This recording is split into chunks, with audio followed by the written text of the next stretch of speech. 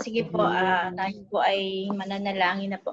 Let us pray, let us bow down our heads and close our eyes to praise Him, to worship Him, to glorify you, Lord Jesus. Hallelujah, Lord God. Panginoon, muli po kaming lumalapit sa inyo, nagpapakumbabang puso at patuloy na nagpapasalamat, Panginoon, sa oras na to na kami ay nagkasama-sama at ginagamit mo po si Pastor Bart sa mga mensahe na inihahatid niya po para sa amin at ginagamit mo po siya na tagapagsalita, Panginoon, na mapag-aralan namin, Panginoon, ang iyong banal na salita.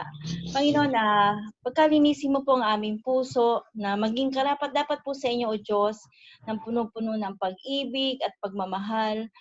At tunay, Ama, na anuman po ang mensahe na aming matatanggap ngayon ay patuloy po namin isapamuhay, patuloy po makita sa amin ang pagiging isang tunay na Kristiyano, the way we teach, the way we speak, the way we act, the way we communicate other people, Panginoon. Dahil sa aming pagsasalita, nakikilala po kami na ikaw ay nasa aming puso, O Diyos.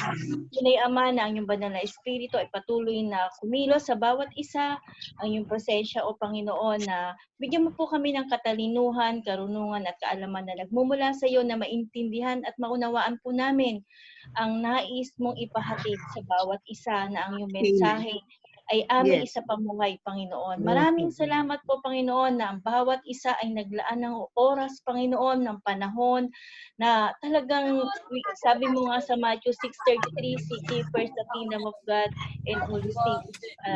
Lahat, Panginoon,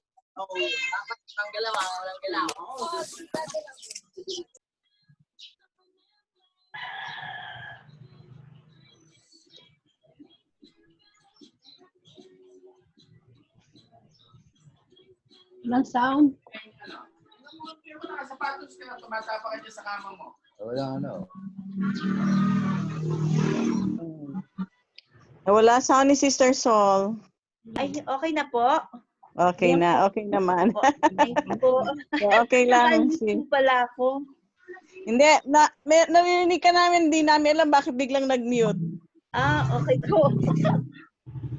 Di kaya yung ating operator ang nag-mute. Hindi, nagkamali ako ng pindot kasi may maingay eh. Okay na po. Sabi ko nga ba, yung moderator natin na nagkamali ng pindot eh. Okay, okay naman, sis. Yung patapos na naman yon, sis. So, okay naman. Sister Mer, kumusta na po?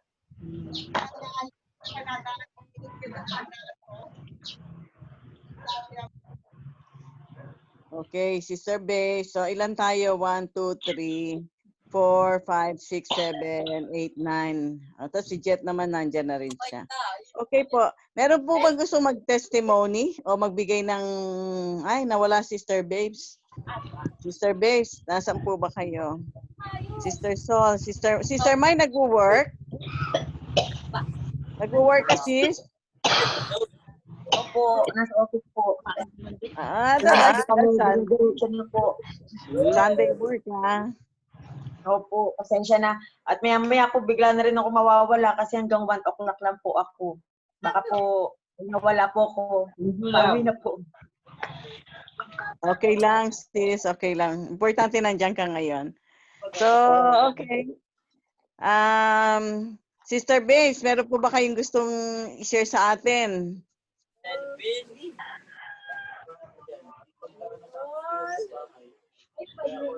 I-unmute niyo po yung mic, sis.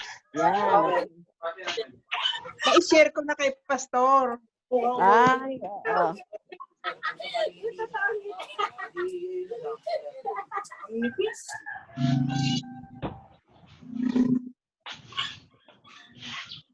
Share mo na kay Pastor. I-share mo naman din. Ay, ano po ba yung nakwento nyo kanina? Hindi namin narinig. Hindi, habang Bernice, ako'y nagbabasa ng salita dahil sa paalaala lagi sa ating pag-aaral, ang nais ng Panginoon para mas mapalapit lalo ang kanyang mga anak matutong mag-aral ng kanyang salita, manalangin, makipag-fellowship. Gusto kong binalikan yung karunungan ni Solomon at na-lesson natin nung isang araw na Opo. paano ba tayo magiging makadiyos? Ay merong nakaantig sa akin sa Karunungan ni Solomon, chapter 9 verses 17 and 18. Opo. Ganito ang sabi, wala pong makakaalam ng iyong kalooban, malibang bigyan mo siya ng iyong karunungan at lukuban ng iyong banal na spiritong mula sa kaitaasan. Sa ganitong paraan po lamang naaakay mo ang mga tao sa matuwid na landas.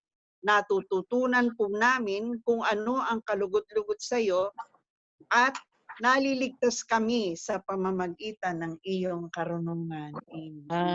Tama. Napakaganda. Yes. Sa book lang na Apocrypha yan ng Bible. Yes. Yes. Okay. So, salamat po, Sister Bay, sa na-share niyo sa amin. Okay. Welcome. Andiyan pala si Denise. Hello, Denise. Hi, Denise. Tama ka ba ni Lolo mo, makinig? Okay. Na ano yata yung inyong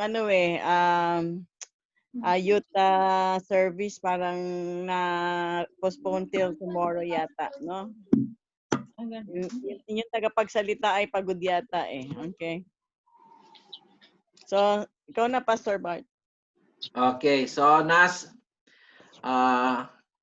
mute mo lahat.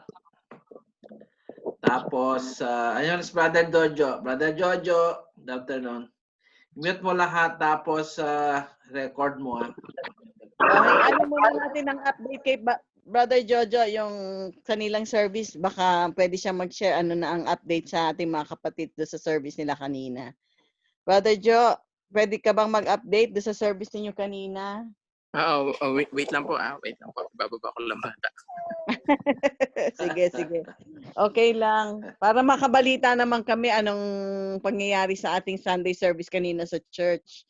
Mabalitaan mo naman ang ating mga kapatid.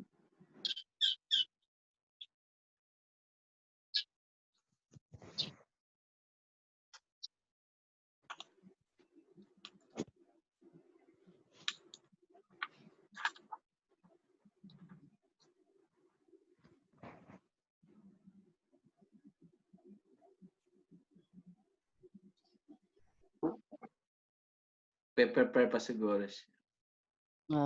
Okay. Siguro mamaya na lang, after na lang ng message, no? Sorry po. Ito na po. Okay na, yan na si Brother Jojo. Update mo Okay po. naman kami, Brad. Anong nangyari kanina sa Sunday service nyo? Magandang hapon and gabi po sa ating lahat. We're very thankful talaga kasi for the past 2 Sundays, medyo kukonti kami kasi we all know naman na yung situation is medyo critical aside from dun sa mga ages ng mga kapatiran. And kanina or kagabi, while nagmi-meeting kami ni Brother Eugene at saka ni Pastor Don, sabi nga namin, let's pray na sana, since para GCQ po yata kami. GCQ. Okay. So medyo humigpit. Kaya nagbigay ng panibagong parental pass, etc. So to make the long story short, we're praying na sabi nga nila, 10. Maximum of 10 lang. Talaga? Oo. Maximum of 10. Pero sabi ko, natatawa nga ako. Sabi ko kay Pastor, okay lang yung Pastor. Tayo naman, minsan 5 lang eh. 5, 6, gano'n. Let's pray. Kasi sabi niya hindi. Kasi marami tayong yung mga workers, pinapa-attend niya. Kaya lang sabi niya, i-hold muna yung workers para priority natin yung mga kapatiran natin na nandito. Sabi niya gano'n. So, sige, tingnan muna natin. Then, pagdating ko nga po kanino, before 9, nagpa-practice sila. Gulat ako. Sabi ko, maganda yung spacing kasi nga, para kung may sumilip or may mag-inspect, to it na hindi lang 1 meter or almost 2 meters ang pagitan namin. So ayun, we're praying talaga na hindi lang naman sa numbers kami tumitingin. Kumbaga, tinitingnan namin sana maraming makapakinig. So talagang we're very happy na kanina 13 kami. Nag-joke ako, sabi ko pag hinuli tayo, magiging magko-compress tayo sa kulungan. Sabi ko, biro lang po yan, biro lang yan. And then, Yun, natutuwa po ako sa Panginoon, yung pagkilos niya. Talagang puro unexpected eh. Pag ini-expect mong marami or meron, bibigyan kanya ng parang trial hanggang saan yung faith mo. Pag ang iniisip mo naman is sana meron, dapat pala walang sana. Oo. Nandun dapat sila. Pero may kaakibat na yung service every Sunday is we're praying na hindi naman namin talaga ini-insist na pumunta. Yun lang mga gusto kasi like si Brother Jacob, laging gustong-gusto niyan. Si Jacob, ang bata-bata niya, Kuya Joe, practice na kami, ganun. Pero sa kanya tayo, tsaka yung mga sounds natin, medyo dapat hindi ganun kalaki kalakas para hindi sila mabalahaw yung kapitbahay. Baka mamaya isumbong tayo. Hindi natin pagka susunod lang tayo. And to end lahat itong kinukwento ko, nagpapasalamat kami sa Panginoon talagang. Wala eh, iba yung biyaya niya. Talagang hindi mo hindi lang unexpected, iba talaga siya mag-shower. Sabi nga ni Pastor, hindi mo kayang hamakin yan kung ang buhangin nga hindi natin kayang yung isang dakot na buhangin hindi natin kayang bilangin. Yung biyaya niyan mas sapat pa diyan. Mas marami pa diyan. Salamat. Amen. Natutuwa naman kami sa update mo sa nangyayari sa atin sa Sunday service. At least continuing na so hanggang sa dumating na mag-normal na, ipe-pray natin na mag-normal na, makapanumbalik na lahat na. Though sa tingin natin ngayon parang mahirap pero walang imposible sa Panginoon. We will always claim na we can all go back to normal. So ang mga kapatid, alam ko nasasabik talaga silang mag-church din at mag-worship na sa Panginoon diyan sa One more po, just in case na hindi pa po medyo late po akong pumasok kasi nasa bata.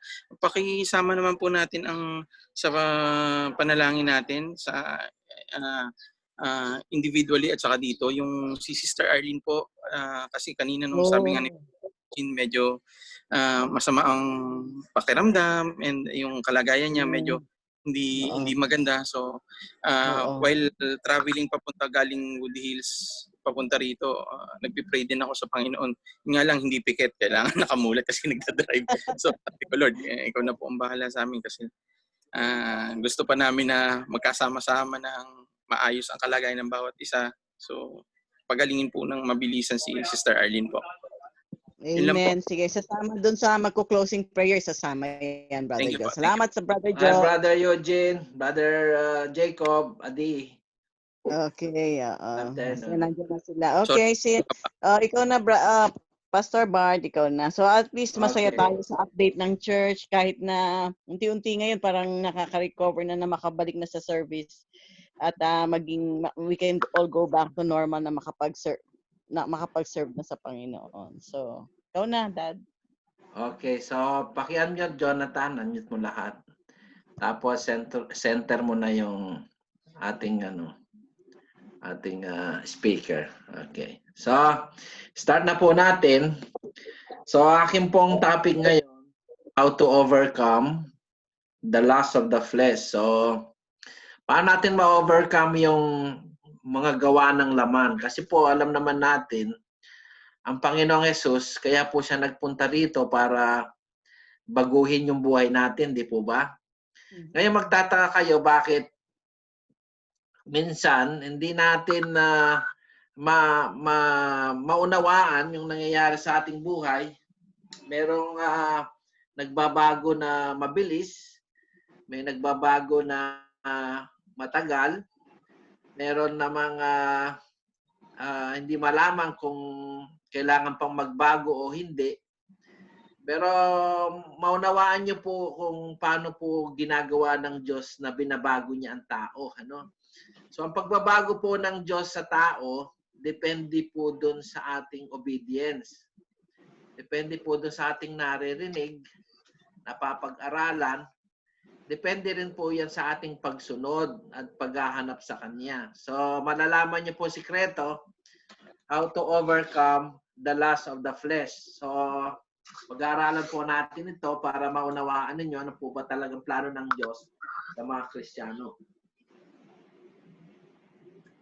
So magtataka po tayo. Sabi nga po ng binasa ni Sister Biggs, yung mga binibigyan ng Espiritu ng Diyos, yung binibigyan ng Diyos ng karunungan. So, ito po karunungan na galing po sa Biblia. Maunawaan ninyo, hindi lamang po pumunta rito si Jesus Christ para mapako sa krus. Meron po siyang ginagawa sa loob ng mga Kristiyano. Ano? Yung po mga tunay na Kristiyano, yung mga nakakapakinig ng tunay na salita ng Diyos. Ang Diyos po kasi nabubuhay yan sa loob natin eh, sa pamamagitan ng Holy Spirit. So pag-aralan na po natin, paano po natin ma-overcome yung lust of the flesh? Kasi alam naman natin sa Galatians 5, yun daw mga nagmamanifest po, although Kristiyano na tayo, pero nagmamanifest po yung lust of the flesh, wala daw po yung bahagi sa kaharian ng Diyos. Ngayon, paano po natin mapapagtagumpayan? Ano po bang sikreto? Ano po bang dapat nating malaman para masunod natin yung kalooban ng Diyos? Kasi po minsan, nararamdaman natin, pinipilit nating sumunod, pinipilit nating magpakabuti, pero napakalakas nung laman. Ano po ba sikreto? Anong gagawin natin? Ito po. Basahin natin. Ano? Basahin po natin yung unang verse.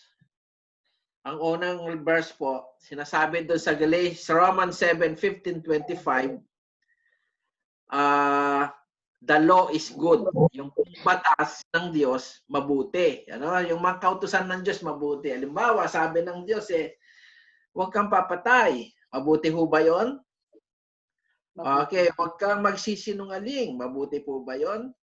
Mabuti. Huwag mong agawin yung asawa ng may asawa. Mabuti po ba yun? Ibig sabihin, lahat po ng law ni God, the law is good. Ano? Lahat po ng batas ng Diyos, lahat ng commandment niya is good. Mabuti. Alam natin yun eh. Ngayon ang problema, bakit hindi natin nagagawa? Basahin muna natin yung Romans 7. Jonathan, pakita mo yung Romans 7.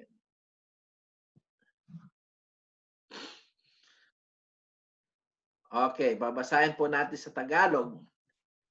Sabi po ni Pablo, ganito, hindi ko maunawaan ang aking sarili, sabi niya.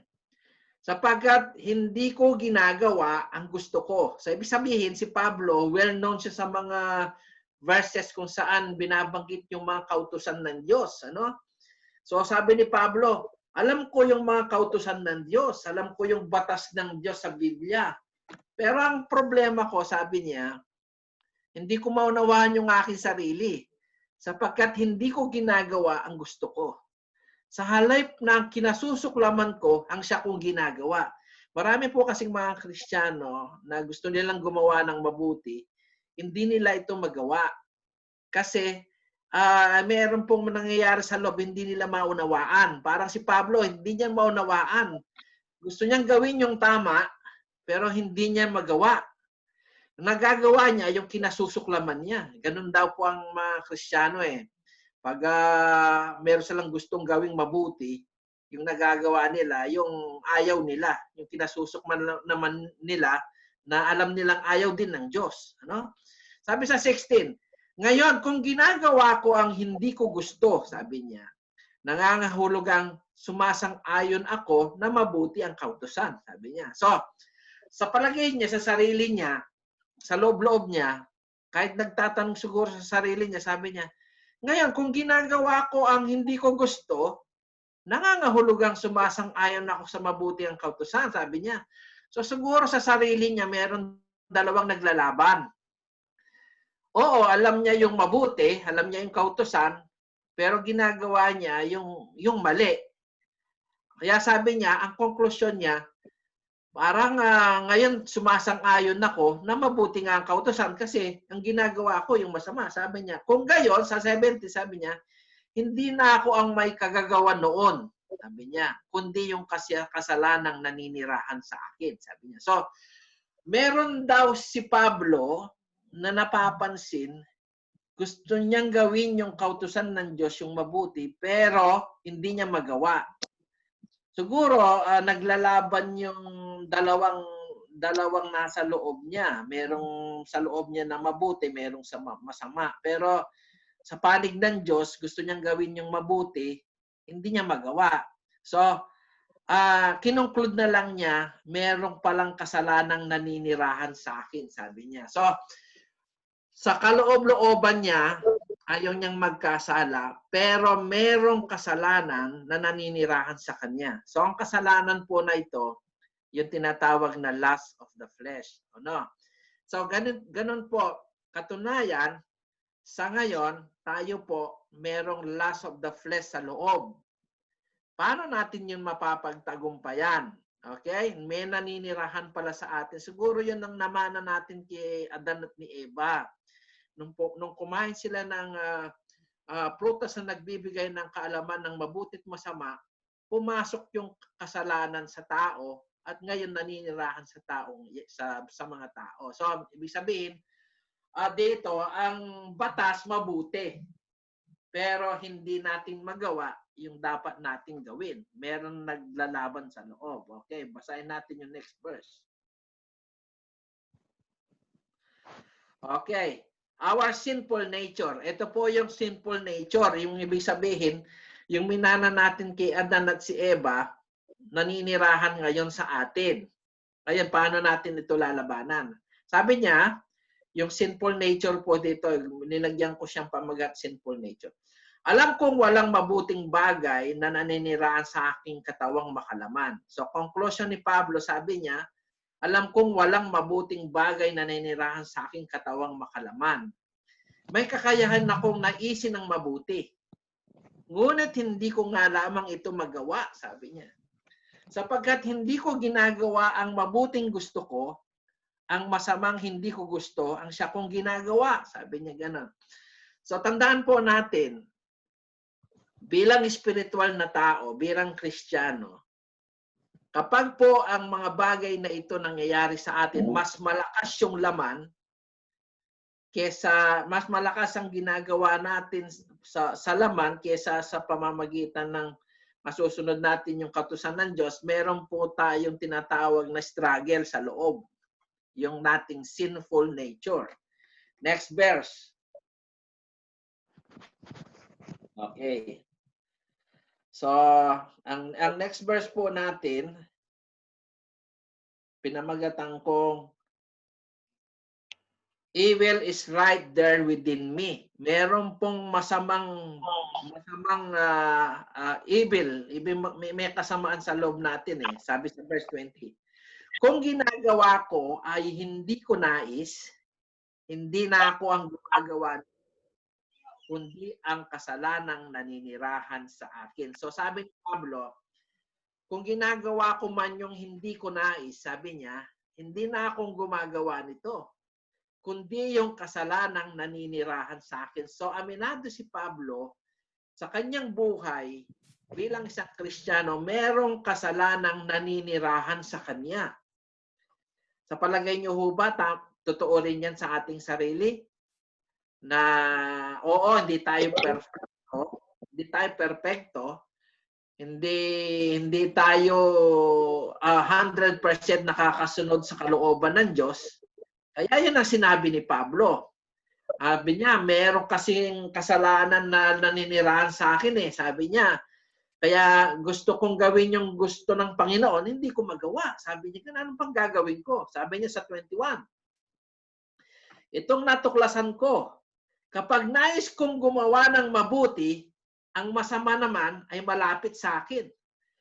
Sinasabi niya, ngayon, pag gusto kong gumawa ng mabuti, yung masama naman, lumalapit palagi sa akin. Para bang may humahatak sa akin na, oo, alam ko ang kalooban ng Diyos. Bakit napakamalapit nung kasalanan sa akin? Bakit ang nagmamanifest sa akin palagi yung kasalanan, yung masama? Sabi niya. So, ibig sabihin, sa lahat ng bagay na sinabi ni Pablo na ito, tayo pong mga Kristiyano, kahit si Pablo, we delight in God's law. So, nasisiyahan tayo pag nalalaman natin yung mga kautusan ng Diyos. Kasi yung sa kautusan ng Diyos, nagpapaliwanag ng ating sinful nature ay talagang contradict dun sa kalooban ng Diyos. So, ang kalooban po ng Diyos, yung mga kautusan niya eh. Ngayon, bakit natin nagagawa yung bagay na yon? na hindi natin makontrol, para bang napakalakas ng kasalanan na nanirahan sa atin, imbis na masunod natin yung talagang perfectong kautusan ng Diyos, hindi natin masunod. Ano po bang nangyayari? Ano? So, basahin natin yung verse 22. Kaya sabi ni Pablo, kaya nga ngayon, sabi niya, habang binabasa ako ang Biblia, nakikinig ako ng salita ng Diyos. Ang nangyayari sa akin, sa kaibuturan ng aking puso, sabi niya, ako'y nalulugod sa kautusan ng Diyos. Ngayon ang tanong, ano? Bakit sa kabila ng kanyang kahinaan, gusto niyang gawin yung kautusan ng Diyos, hindi niya magawa? Tapos sabi niya, gusto kong gawin, kaya lang, di ko magawa, so hindi ko na kasalanan yun. Ang kasalanan na naninirahan sa akin, yun ang gumagawa. Sabi niya gano'n. Ngayon na-appreciate ko, sabi niya, sa kaibuturan ng aking puso, ako'y nalulugot sa kautusan ng Diyos. So tayo po ba, bilang mga Kristiyano, nalulugod ba tayo sa kautusan ng Diyos? Amen. Okay. So sa 23, meron pong ibang batas na umiiral sa ating buhay. Ano yan? Ito sabi niya, there's another law. Okay. Tandaan po natin, ang kasalanang naninirahan sa atin, yun ang nagpahari sa atin. Ano? Sabi sa 23, there is another law.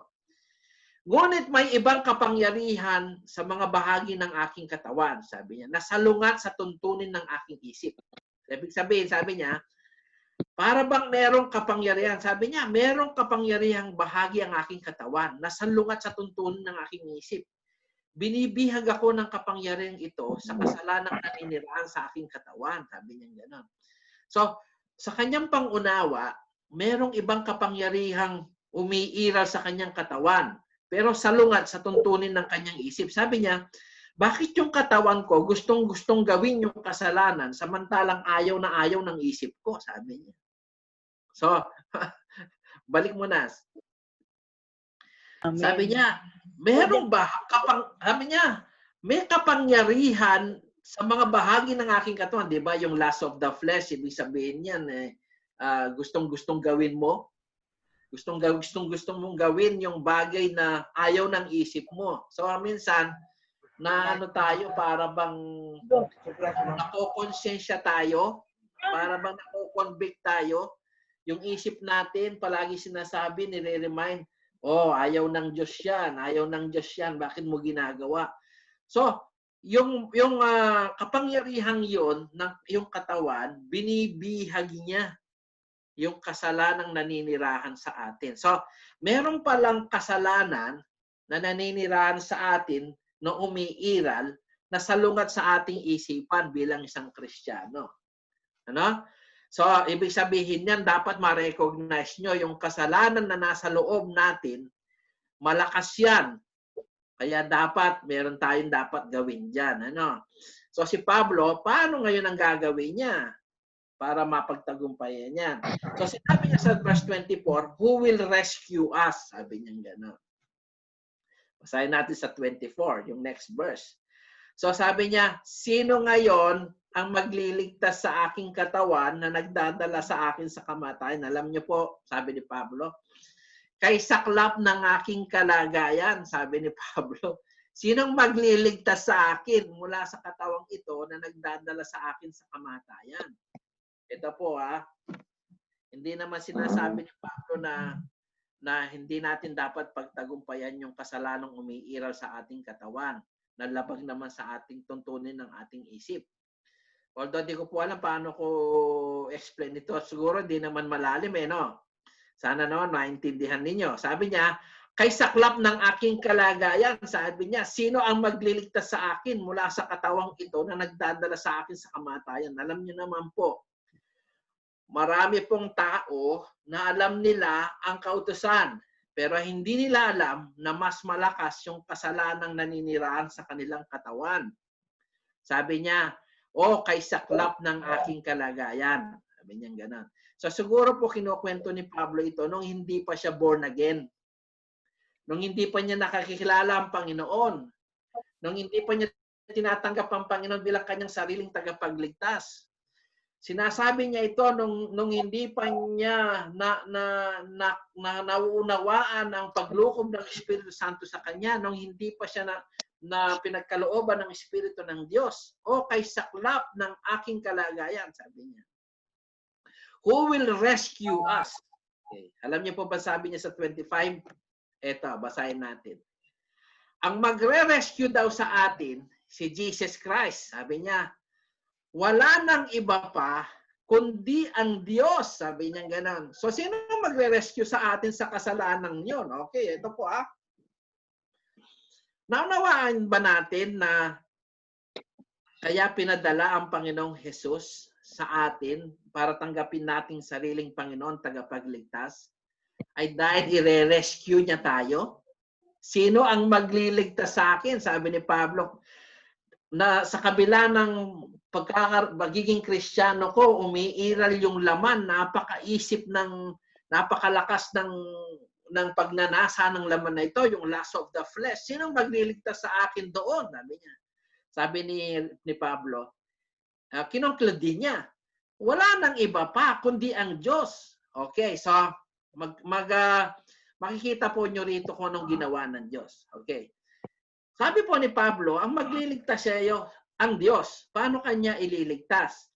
Sa pamamagitan ni Jesucristo na ating Panginoon. Salamat sa Kanya. So, ang Diyos pong Ama, ililigtas ka sa pamamagitan ni Jesus Christ.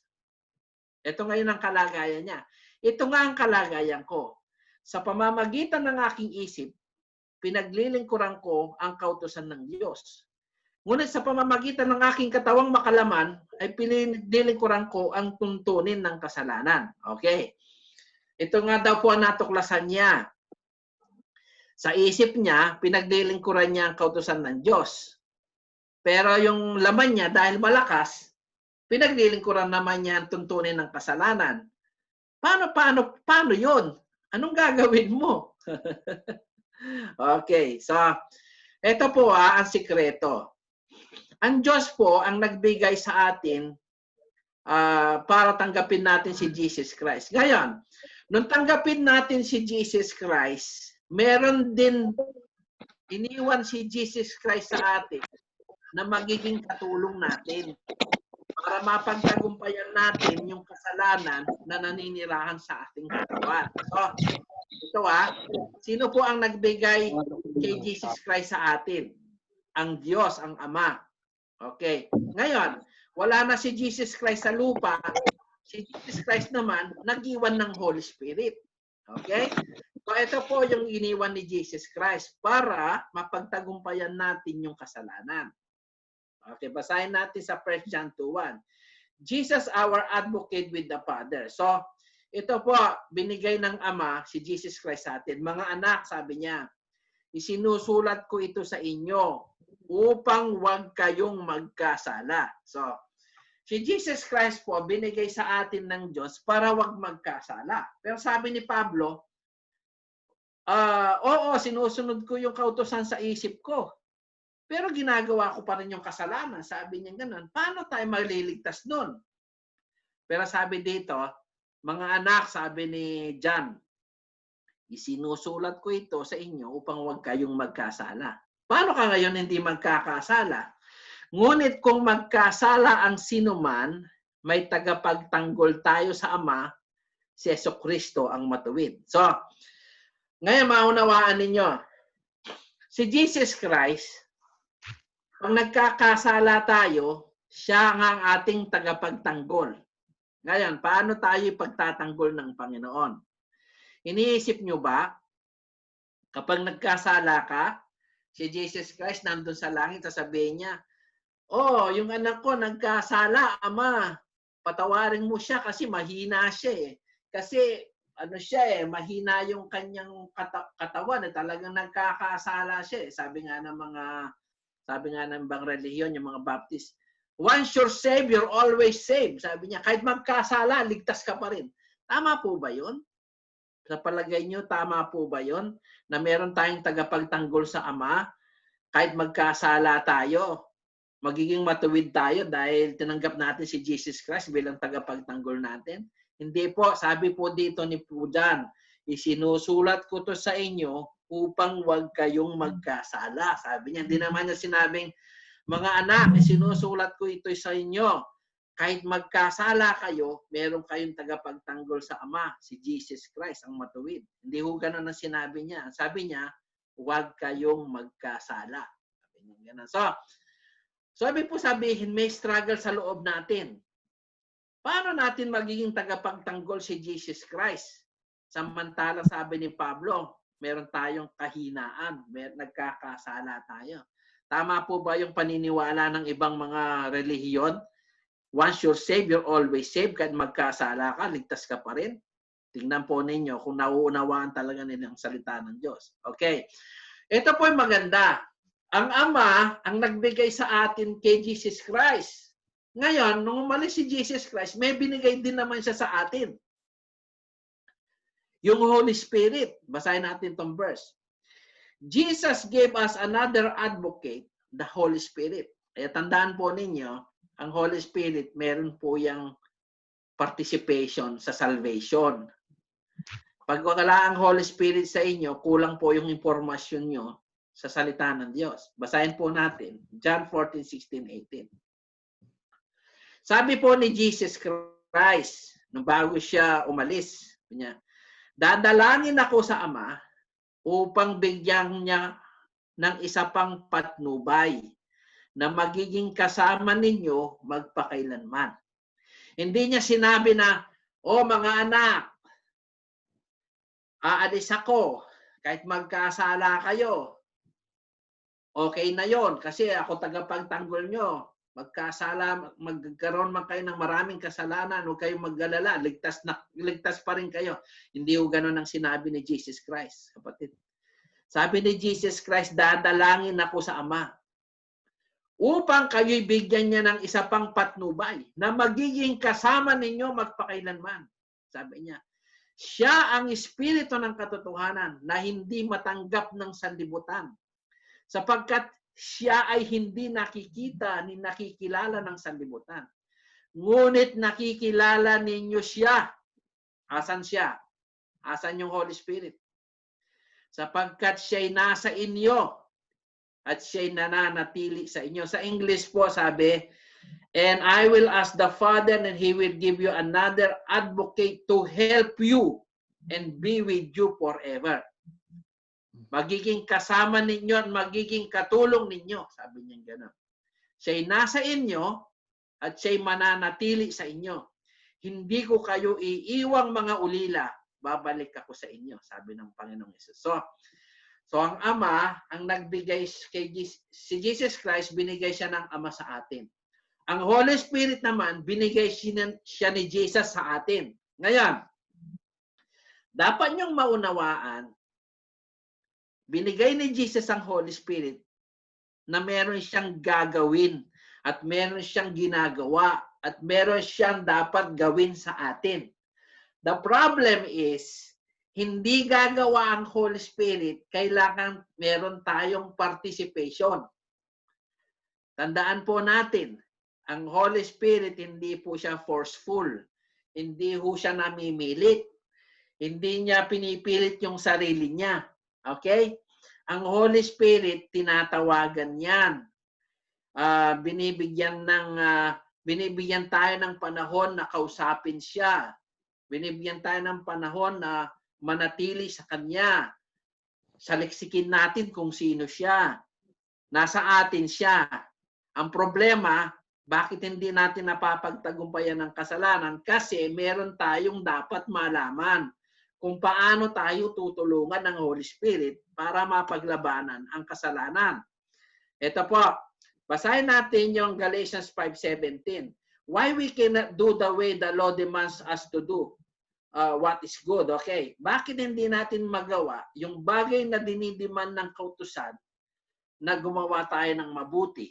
Bakit? Kasi po ganito yan no? Pag yung kautusan, ginagawa mo lang sa sarili mong lakas, hindi ka magtatagumpay. Pag yung kautusan, ginagawa mo lang sa sarili mong lakas, sa sarili mong kagustuhan, kailanman hindi mo magagawa. sapagkat yun ay hindi kalooban ng Diyos na gawin natin ng kautusan sa pamamagitan ng ating sariling lakas, sapagkat ang ating sariling lakas ay mahina. Ang pwede lang gumawa na mapagtagumpayan mo ang kasalanan at magawa mo yung kautusan sa tulong ng Espiritu Santo. Okay, ito po, sabi po sa Galatians 5:17. Sapagkat ang mga pagnanasa ng laman ay laban sa kagustuhan ng Espiritu. At ang kagustuhan ng Espiritu ay laban sa pagnanasa ng laman. Magkalaban ang dalawang ito. Kaya napipigilan kayo sa paggawa ng nais ninyong gawin, sabi niya. So dapat po nating maunawaan na yung Espiritu Santo gusto niyang gawin mo yung bagay na mabuti, pero hindi mo magawa kasi magkalaban ng dalawang ito. Siguro ganito yan eh. Pag kulang ka sa kapuspusan ng Holy Spirit, hindi magagawa ng Holy Spirit na baguhin ka. Palagi kang napupunta dun sa laman. Alam nyo ba na pwede lang kayong magbago kapag puspos kayo ng Espiritu Santo? Tingnan po natin, tuklasan natin sa mga verses na darating pa. Sabi niya, sapagkat ang pagnanasa ng laman ay laban sa kagustuhan ng Espiritu, yung Espiritu Santo. At ang kagustuhan ng Espiritu ay laban sa pagnanasa ng laman. Magkalaban ang dalawang ito. Kaya napipigilan kayo sa paggawa ng nais niyong gawin. Ano po ba nangyayari sa atin? Ngayon magtataka kayo. May Holy Spirit tayo. Aba, binigyan na pala tayo ng katulong ng Panginoong Yesus. Bakit nagagawa pa rin nating magkasala? May problema ba? Sa palagay po ba natin, may problema ba? Ang Kristiyano ba may problema pag malakas ang manifestation ng laman sa kanya? At hindi niya nagagawa yung gusto ng Diyos? At ang Espiritu meron siyang gustong gawin sa atin na hindi natin magawa dahil siguro nagkukulang tayo sa Kanya. Tuklasan po natin, puro verses po yan. Next verse. Sabi nga po niya sa mga lagad,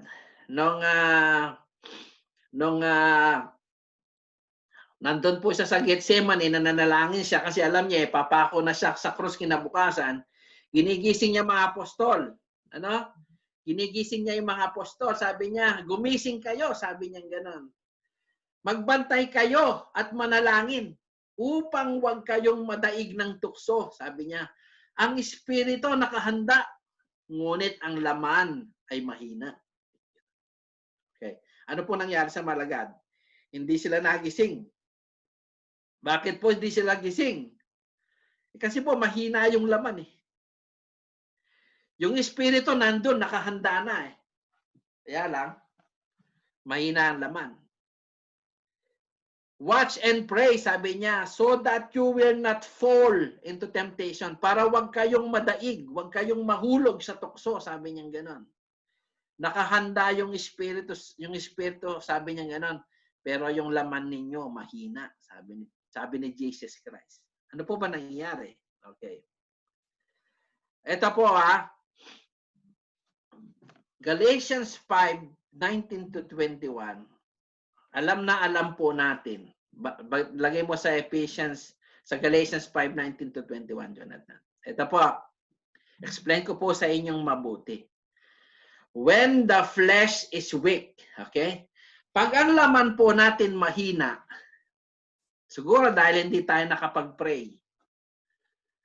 Siguro nanakaw ni Satanas yung time natin. Saan natin dinadala yung time natin? Imbis na mag-devotion tayo, imbis na manalangin. Sabi nga po dito, magbantay kayo at manalangin. Dalawa pong word yun eh. Magbantay kayo. Watch. Yung pong magbantay, bantayan natin si Satan. Kasi si Satan, sabi niya, Satan is like a roaring lion seeking that he might devour. The thief only comes to kill, to steal, and To steal, to kill, and to destroy. Sabi niya gano'n. Sabi po sabihin yung magbantay, bantayan ninyo yung sarili natin. Tayo po ba katulad pa ng dati na mahal natin ang Panginoon? Tayo po ba ay puspos katulad ng dati nung ma-experience natin ng Panginoon? Tayo po ba ay mainit pa nung una nating panglingkuran ng Panginoon? Sabi nga niya, magbantay kayo. Ano pa? At manalangin. Ang tanong po, nakapanalangin pa ba tayo? Nakakalapit pa ba tayo sa Panginoon? Kasi po, pag hindi tayo nakabantay, pwede tayong pasukin ng dyablo. Pag hindi tayo nananalangin, madadaig po tayo ng tukso. So, po yung Espiritu nakahanda, yung Espiritu natin nakahanda, pati yung Espiritu ng Diyos nakahanda, pero ang laman natin siguradong hihina. Okay.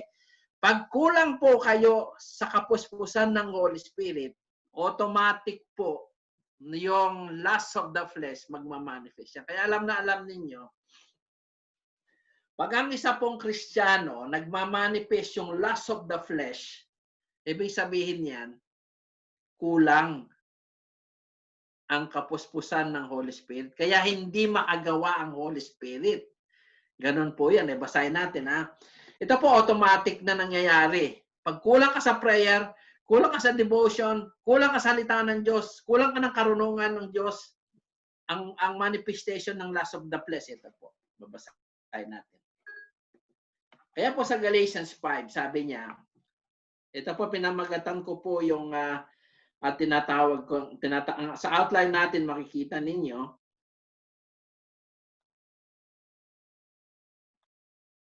dali lang po nagloko yung aking cellphone.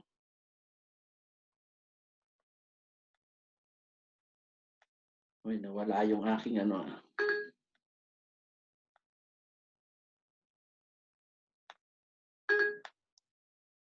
Dali lang po nasira yung aking outline. Sinira ni Siri. Hello, Siri. Siri, open the... I didn't get that. Sira ni... Hindi ko mabuksan Sandali lang. Namatay kasi hindi ko mabuksan tuloy. I-resend namin sa'yo. Dali lang. Siri, open my cellphone. I didn't get that. Could you try again? Magat nung verse na yan, Jonathan. When the flesh is weak.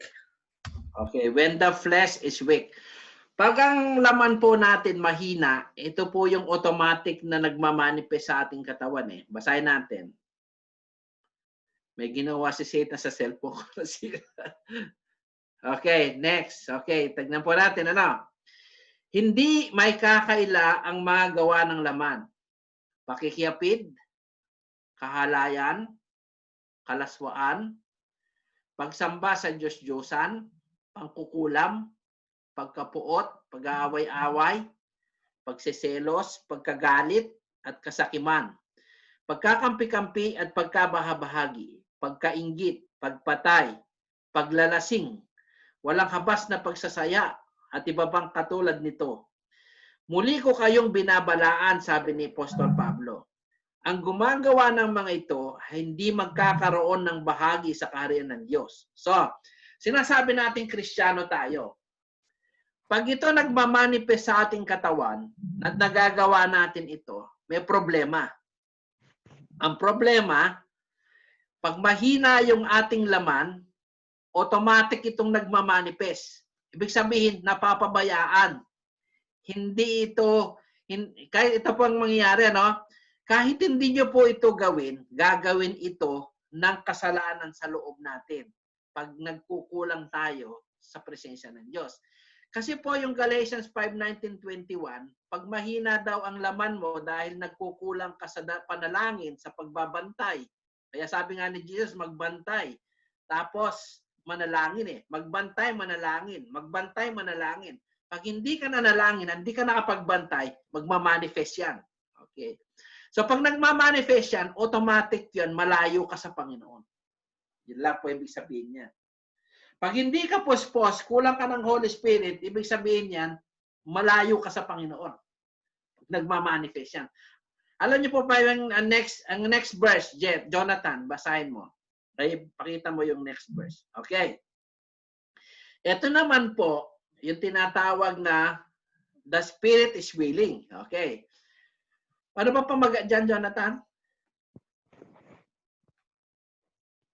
Wait lang, sinarado ko. Saglit na.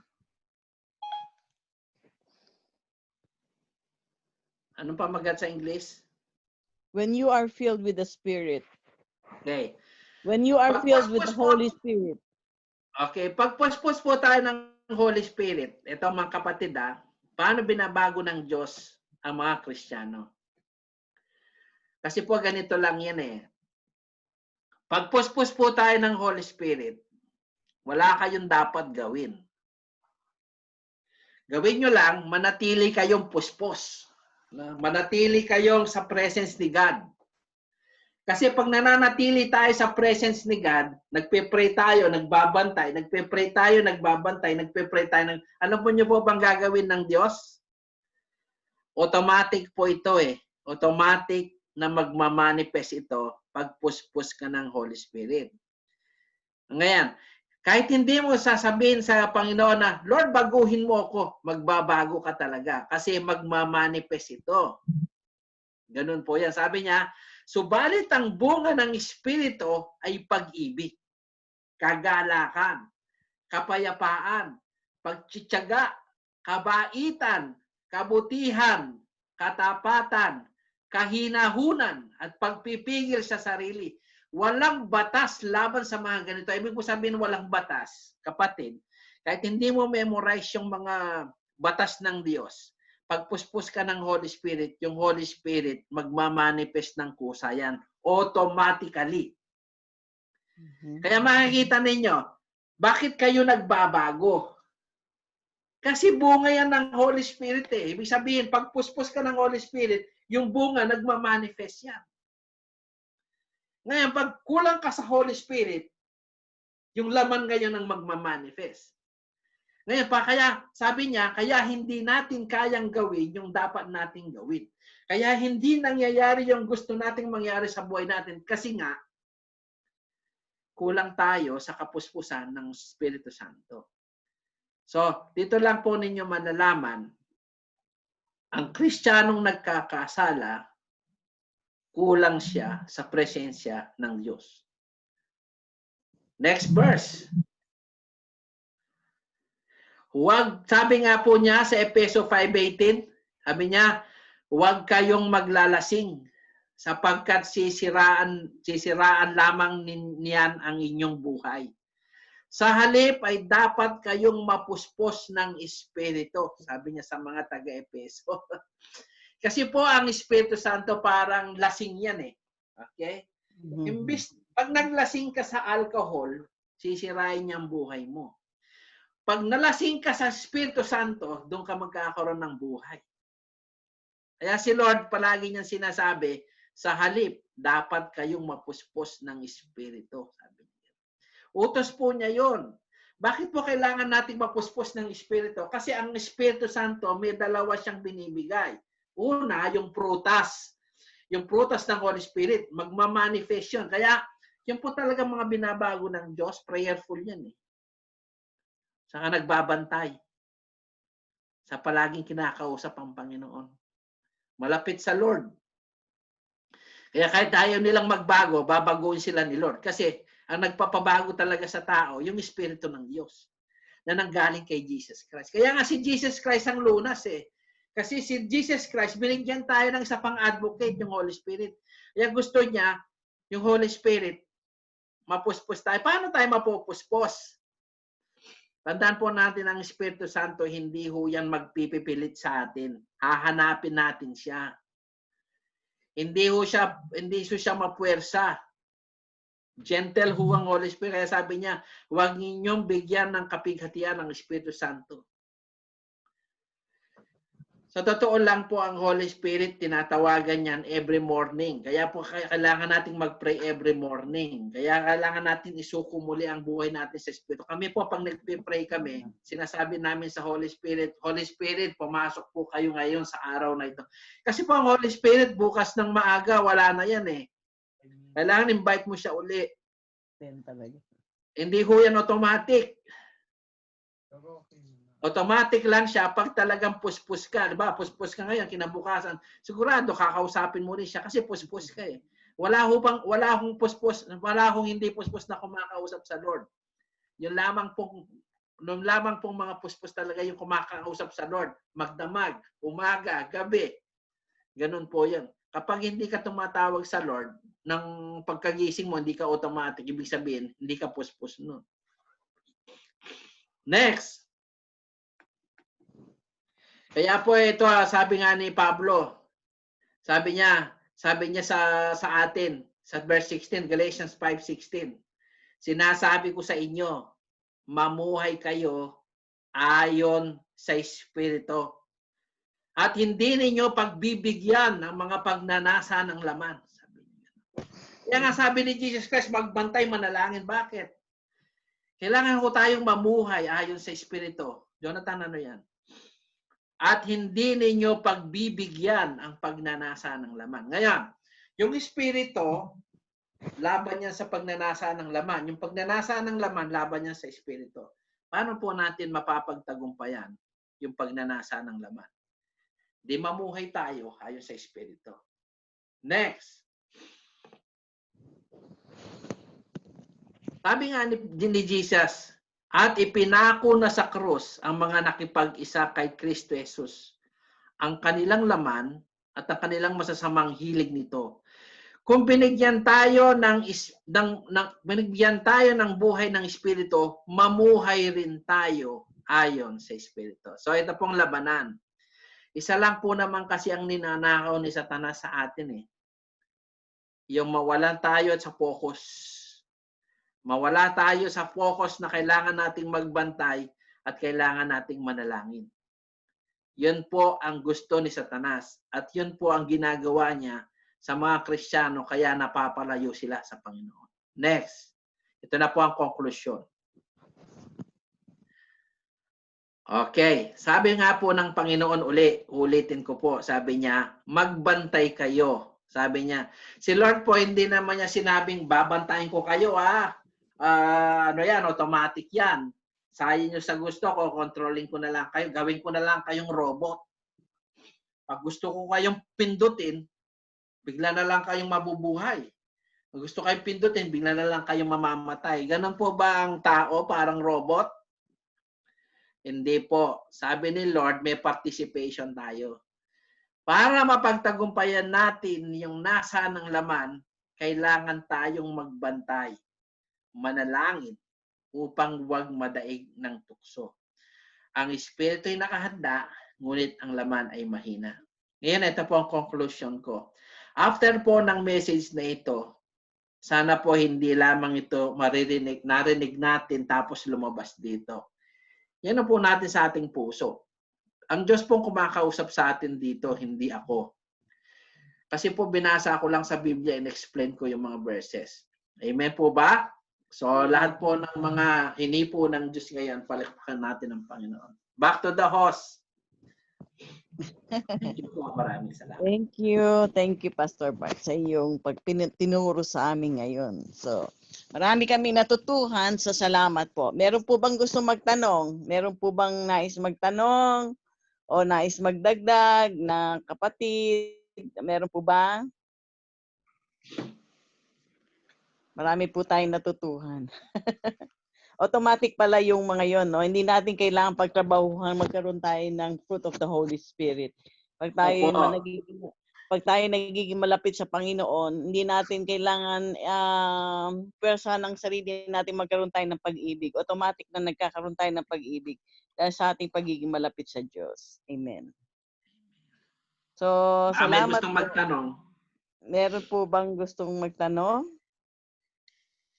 Tignan ko nga po kung may gusto kayong itanong at meron kayong idadagdag. May natutunan po ba kayo? Amen. Meron naman. Parang nauhaw ka ng gusto. Oo. Okay. Sister Base, baka may dadagdag ka. Sister Babes daw po. Mute niyo po. Sister Babes, unmute niyo po. Unmute nyo. Please. Meron na? Okay. ayan. Naririnig na po Okay. namin kayo. Ay, target na target ako. Marami akong kasalanan. Marami akong kulang sa Panginoon. Oo. Talagang napakadami ng aking oras din sa mundo. Ako man ay nakakapagbasa, nakakapanalangin, ay kaunting proportion lamang ng aking buhay. Pero salamat din dahil itong internet ay nakakatulong sa akin. Imagine kami, March 15 ang huli naming pagtitipon. Nakakapakinig ako sa mga turong galing sa Biblia sa pamamagitan niya ng ganitong ating ginagawa.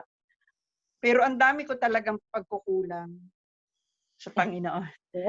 Kaya nagiging masipag na. Nagiging masipag na talagang binibigyan dahil nga mahina ang laman. Mapapaglabanan na talagang kung ano ang gusto ng Espiritu, talagang gagawin mo para ikaw ay maging matagumpay. Amen. Mahina talaga ang laman. At ang hindi naman ang kahinaan na nangyayari, halimbawa, mas marami akong oras para sa mga trabahong pang-araw-araw, hindi naman masama. Kaya Opo. lamang ang aking panahon para sa Panginoon, nakukulangan talaga. Salamat din sa paalaala lagi ng turo na ating naririnig. Every time, Opo, pwede niyo naman pong kausapin ng Panginoon habang nagtatrabaho kayo. oo naman, totoo naman. Ingatan nyo lang, baka magkaroon kayo ng discrepancy, lalo na yung mga empleyado. Kasi po, nung dati, nung nagtatrabaho ako sa DHL, nagpupuri ako sa Panginoon kahit saan, nagkinakausap ko si Lord. Ang problema, minsan na iba yung nasusulat ko eh.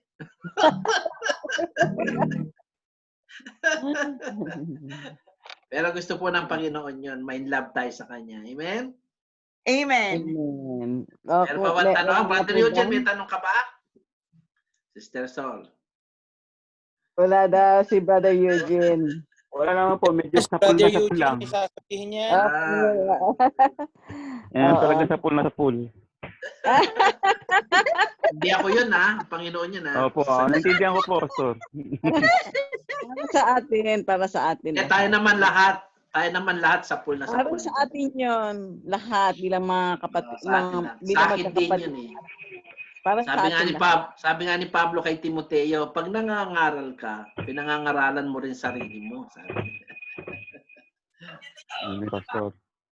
Amen. Brother Jojo, meron pa. Brother Jo, asan ka na? Ay. Pastor, Narinig mo ba?